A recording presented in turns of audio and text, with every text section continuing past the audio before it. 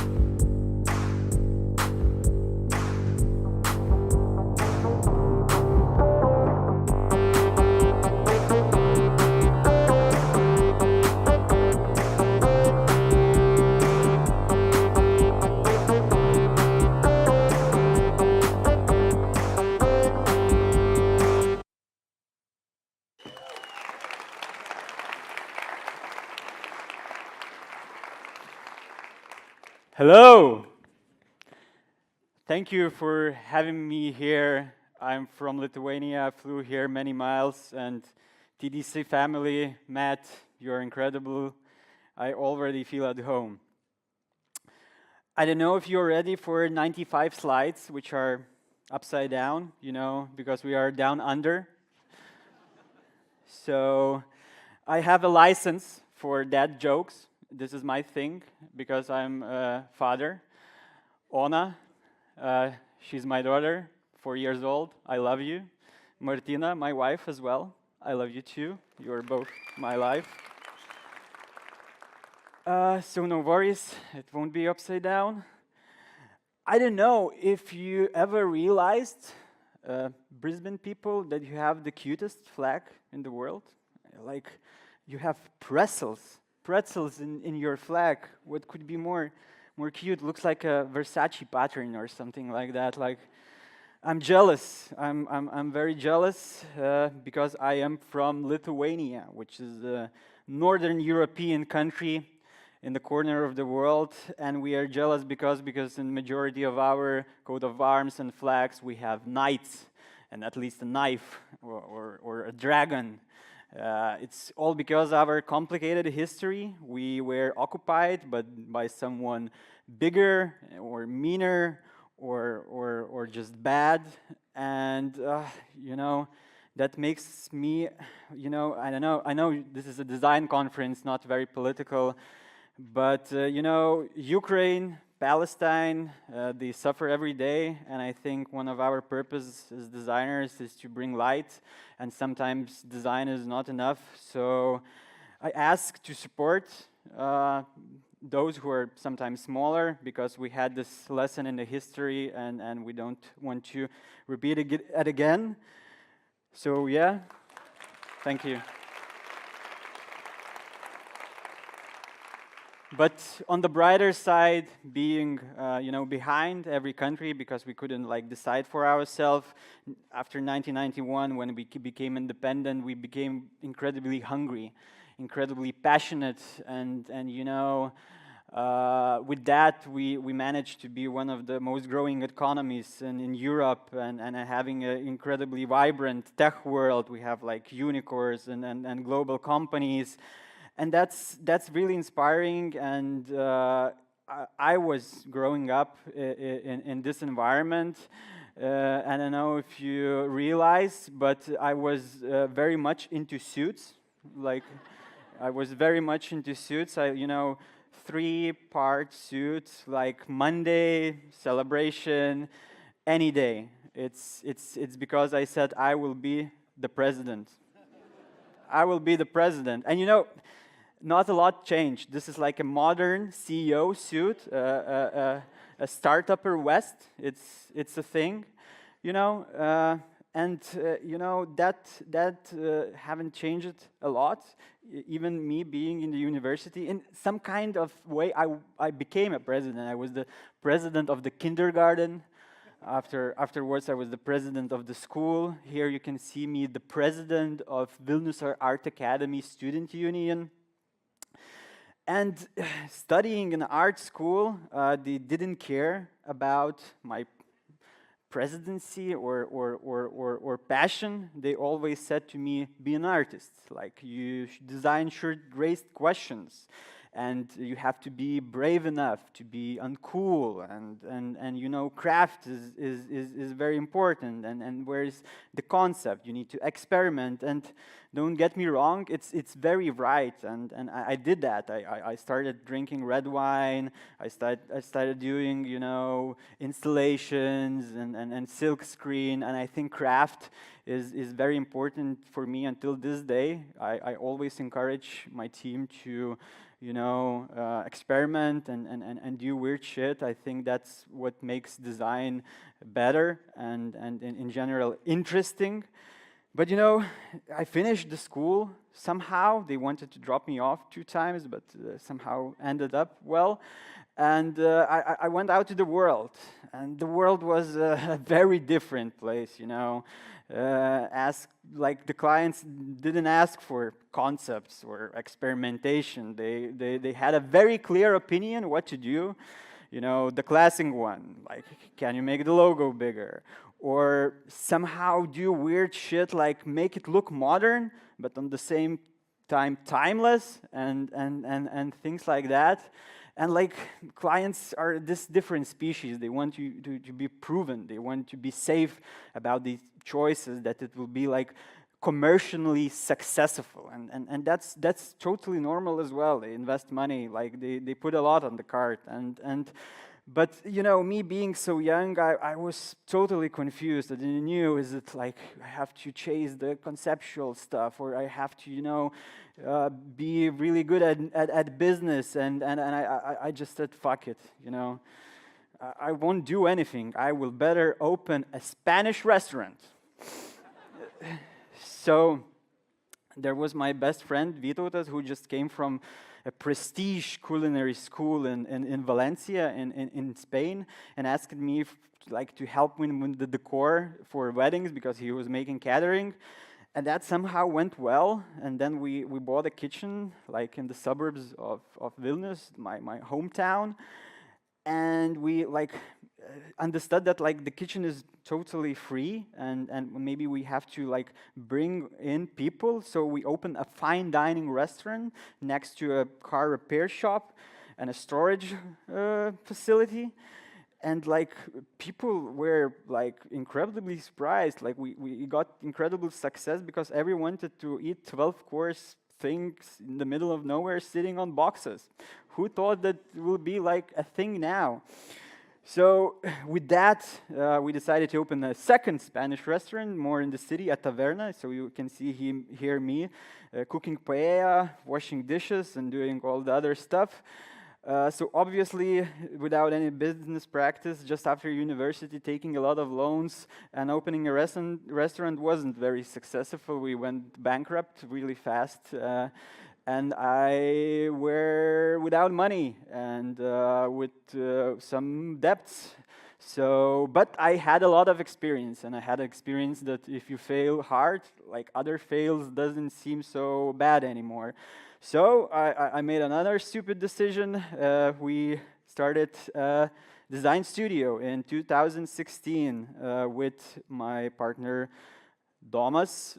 And after all this experience, like handling all the restaurant stuff, which is incredibly hard, like the hardest business in the world, on my opinion. Like, you have the staff, you have the supply, you have the bar, you have customers, you have feedback, like a lot of things to handle. So design seemed to me not so complicated anymore. But we learned our lessons, and we knew that we can't do it like just, you know, being on like white labeling or making compromises on creativity and experimentation, and that had to be like this boutique experience. But on the same time, we couldn't afford to work like with small boutique art gigs and stuff like that. So from the beginning, we knew that we need like to make the business profitable, and we needed money. But you know, to convince these things for clients, especially in a not very mature market, we needed proof, and that became our studio's goal, always to defend creativity for clients and to explain them in the simplest way how important is creativity and things like that. So that's why we started to fight for ideas with evidence, searching proof with the help of data and research. And this is what I'm gonna talk about today, about data research and how it helps to find proof in things.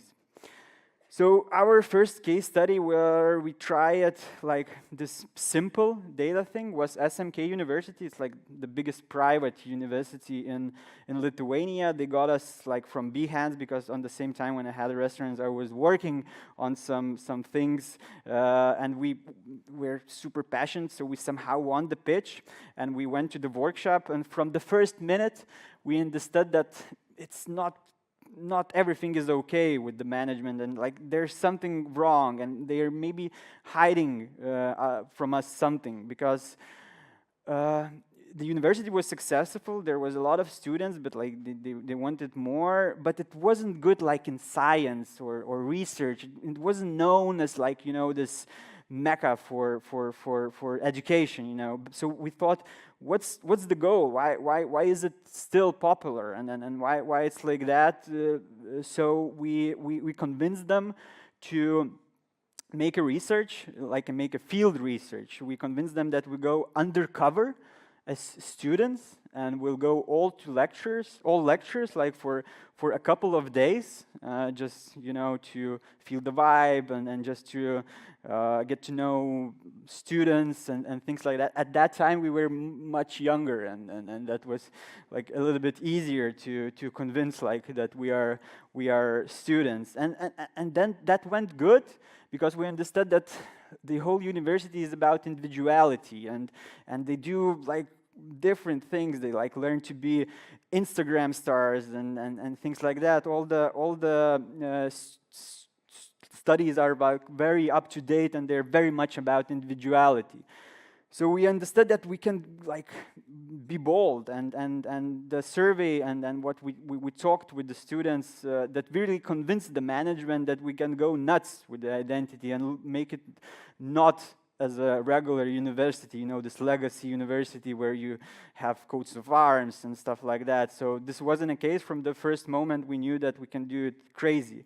But we knew that we have to express the individuality, which made us like create this icon system where a student makes a quiz and it gets a result, like his own icon bundle, which he can use for anything, like collateral, assets. He can print his jumper, and like making a quiz, it answers questions like, what do you study, and what are you into? That becomes a language. I saw where students just come to each other and say, oh yeah, you study this and this, and you are into that, and the conversation starts. And this was the goal, to make it, you know, active and interesting, and make it a vibrant language, which is not one-time thing, but which would survive for long. And this project, it's 9 years old, and they're using it until this day. And in the end of the day, here is a picture from a study fair where all the universities gather, and imagine like a legacy university next to it. It really stands out and pops up, and that was brought by the Insight, which was brought by the students. And then when we have the identity, usually like the students are like just like viewers, like they just view the identity look, it's nice or not, but here they were participating and like changing the identity, or they drew a lot of new icons, and it's always evolving. Maybe that's why they haven't made a rebrand yet. And I think that creates a brand world. That's what different from just an identity. When like people can interact and change and do impact, then it's more like a brand world, not just identity. I don't know why I'm showing this one, but I'm into collecting copycats and like people who try to do a similar thing.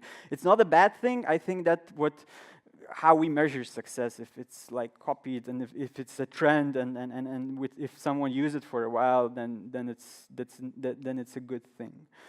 So we really liked that experiment with like a mission undercover that really brought us interesting insights. So we thought maybe we could do the same thing for ourselves. Maybe we could gather information. So that's how Studio exchange program was born. So we just sent 100 letters around Europe asking, hey guys, maybe you want to swap studios for a month? And one studio from Florence said, yeah, fuck it, let's do it. And we flew to Florence, where it was plus 40. They came to Lithuania, which was a little bit colder. And it was great. We learned a lot. It was a huge inspiration. And same thing, being on site and touching things was like very, very good for our creativity, and we developed. And we developed two things and thoughts how we could push algorithms and push data further.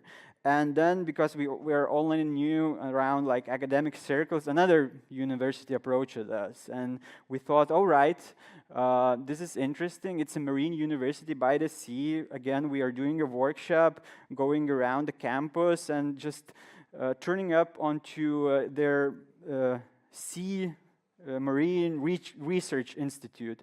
And then they say, all right, we have a lot of data, but one interesting thing is that we have a buoy, like a gadget in the sea, which measures wave height and wind speed and things like that, and it's simultaneously sent to the shore, like you have live data. So we thought, all right, we can use it, we can make a graphic from it, and it's like just a website where you can go and see what's the situation in the sea, and just take a still picture and use it in any collateral or a banner or any other identity asset. And it's very beautiful because like it proves that like the university, it's not just using an identity. It's a proof where scientists participated and being a part, then designers collaborated, and then we have this result.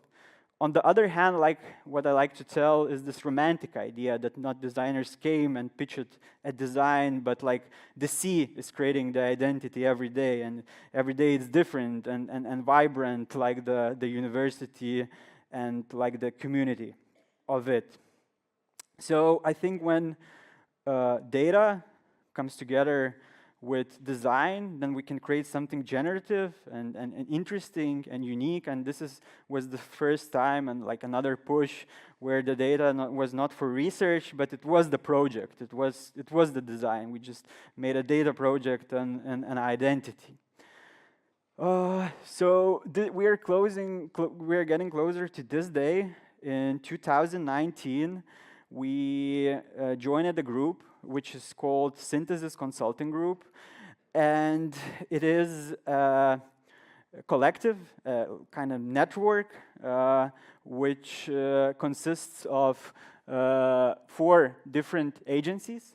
It's Synthesis. They brought brand strategy and data teams and data scientists and analytics. Then it's us and Studio. We do all creative design, brand identity and stuff like that. And then it's NEAT. It's our UX and development firm. And then it's International PR Communications Particle.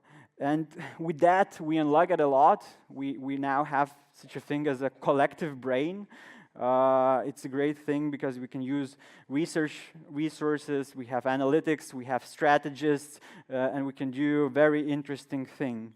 But what I wanted to do today, like Matty last night said that, all right, speakers on the stage, you can do whatever you want. And I thought maybe I will come with a Bronco t-shirt or something like that, but I thought like maybe it's nothing special. Maybe I have to do something really, really different.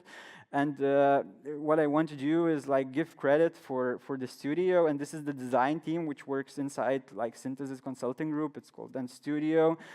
And I never said, you know, that to them. And you know, it's a different cultural thing. In Lithuania, we never say "I love you." I heard you say it many, many times. But for example, my father said it to me 2 times in my whole life. So I just want to say for them that I love them really much.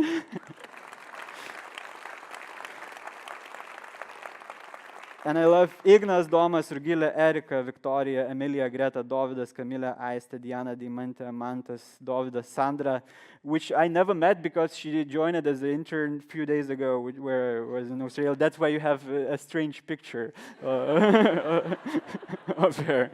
But it really fits to the corner, like it's perfect. So with this capacity and us growing and being bigger, we together with Synthesis Consultant Group, we started thinking, all right, now we have this, maybe we could do the process a product. Like maybe we could develop the process that we could be more efficient and be faster and be better. So one theory that we use in our process is brand archetypes.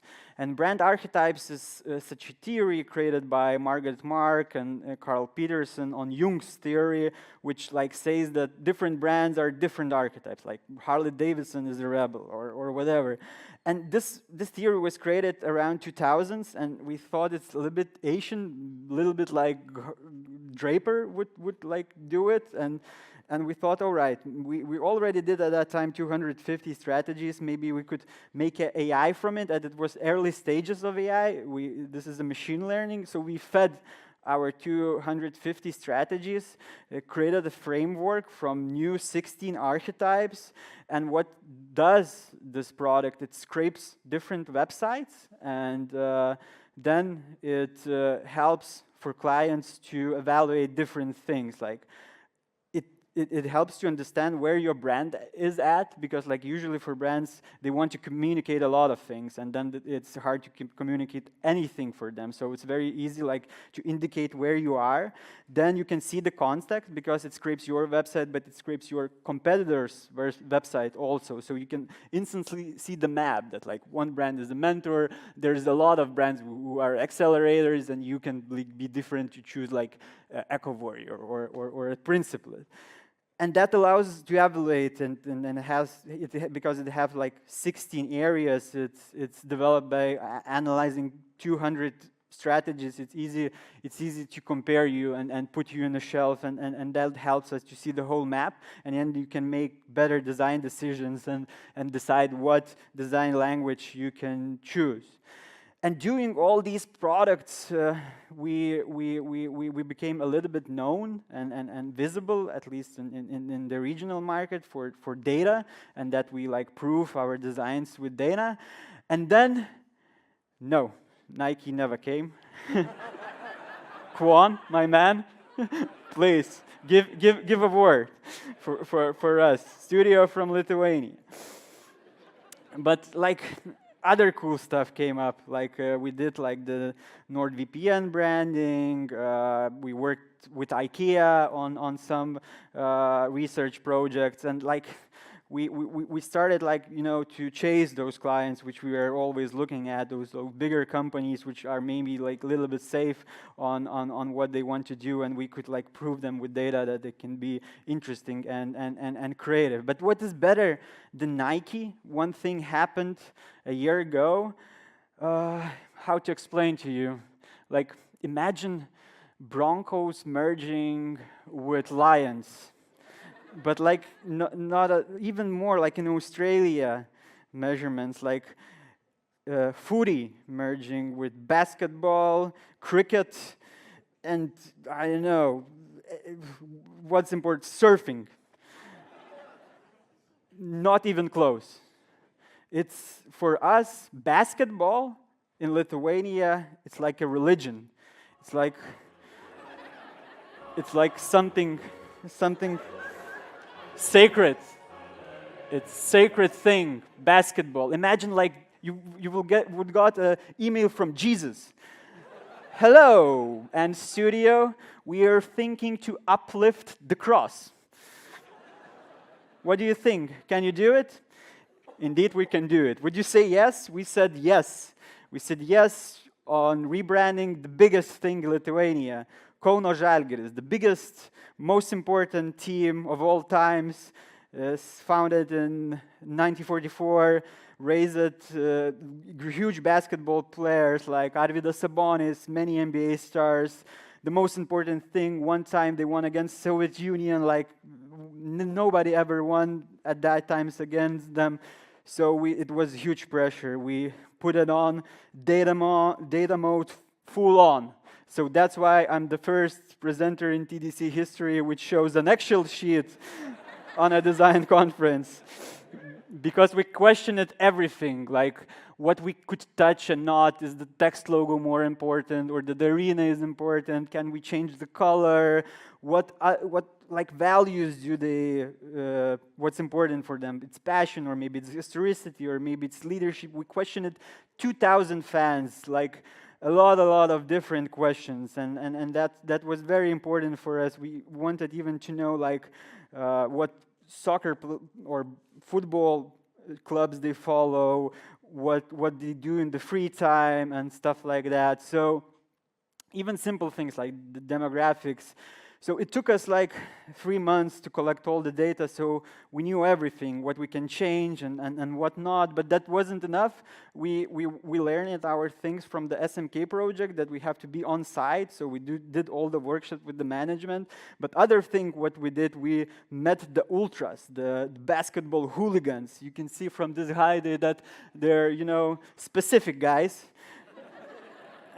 But in the end, they were nice, and they were nice because, like, imagine this project is almost finished. We worked it for almost a year. We like have all the data. We prepared everything. We drew 200 logos.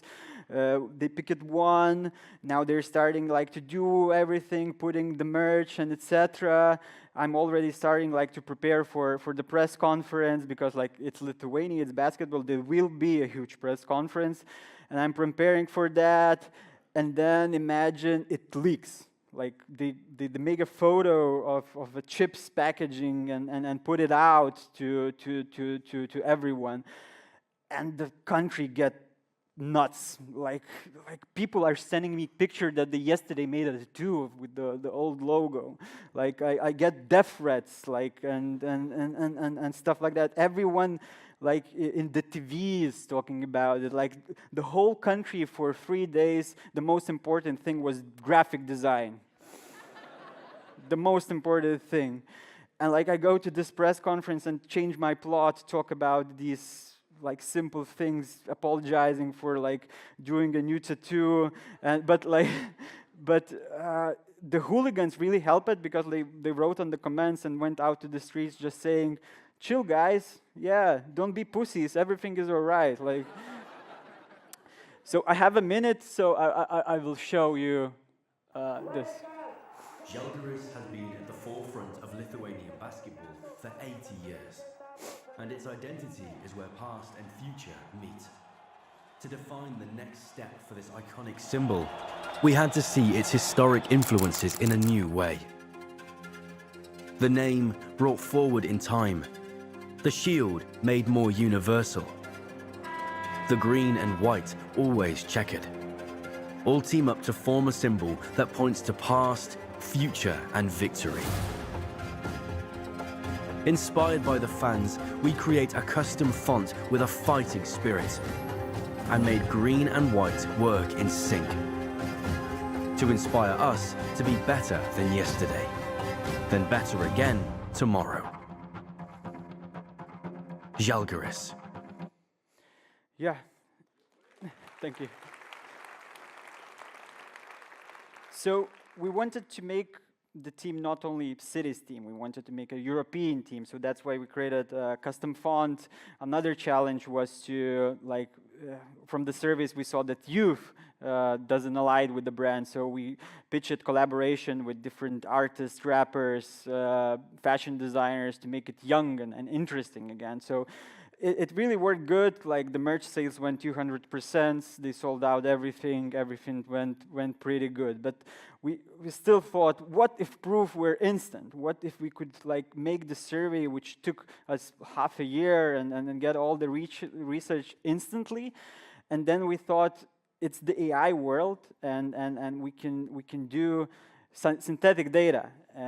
What is synthetic data? It's, imagine we can bring into one room different people which form a focus group. We can just ask the AI to behave as like, I don't know, a person from London, a middle-aged person from Spain, and another one from Italy, and just have demographics of Europe and give them to act on different things. Like, for example, give them to act on marketing concepts or get early product feedback and make sure like that messaging works, and they can react and react to surveys, react to designs. And from initial test, we see that like it's very, very close to real focus groups, and like we started using it every day. So for example, yesterday a client called, he said that like he showed it to his like co-workers, and they all said, oh no, it's not good. But I said, all right, but your product target group is young people, and with all due respect, you are all like above 40. So why do you say so? And I said, maybe we could make a survey, a cheaper version of huge like research with synthetic data, which is like almost accurate. And they said, yes, yeah, let's do it, and paid for it. And I think that's the future, where simple like research could be made really fast by any designers. And that's why we're thinking to make this tool that we use open in the end of summer. In Europe, it's summer. So it's a beta version, but if you would like scan this QR code, you can get into the waiting list and be the first one who can like try out our synthetic agents or synthetic user group, and start to try out your designs and things like that. So to wrap up, as I said, craft, boutiqueness, it's instinct, and it starts the idea, and you really need passion for that. And I think it's unquestionable. No AI would ever change that, but AI and data can sharpen it and make it more interesting, and it can help to prove your clients, your design, and sell really, really creative shit. So we believe in that. Please prove me wrong. If you will prove, we have these caps, our merch with Arial and Time New Romans, best fonts in the world. You can just approach me. I have some. I have a T-shirt which I can show you. I don't know if ever somebody would want to have this, but like I made for myself to be more as a rock star. You know, it's because I'm making a world tour. Like my next conference is in Georgia, in Batumi. Please come, wonderful place. Never been to, but it's a conference. So yeah, that's andstudio, a small studio from Lithuania, which is doing shit with data. Thank you.